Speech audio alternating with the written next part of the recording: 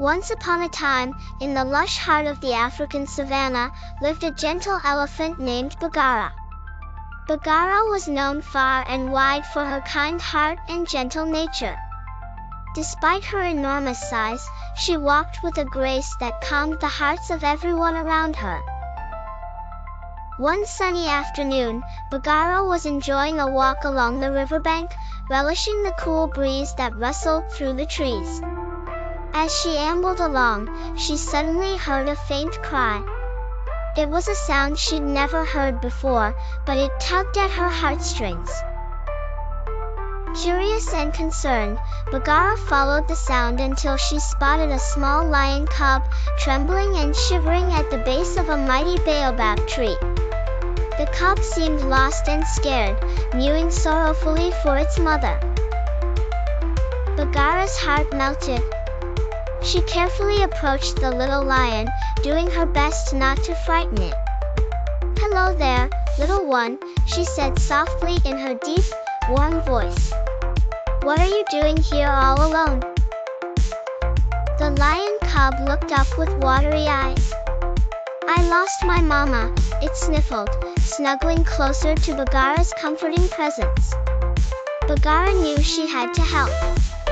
She spoke gently, "Don't worry, I will help you find your mama. Stay close to me, little one." The little lion quickly warmed up to Baghara's kindness and climbed up onto her back, where it felt safe and protected. Slowly and carefully, Baghara set off on a quest to reunite the cub with its mother. They journeyed through the savanna, asking every animal they met if they'd seen a lioness looking for her cub. The giraffes, with their long necks, tried to scan the distance, and the clever meerkats popped up from their burrows to survey the land. Finally, just as the sun began its descent, coloring the sky with hues of orange and pink, they heard a roar echo across the savanna. It was the cub's mother. She had been searching everywhere, worried sick about her missing little one.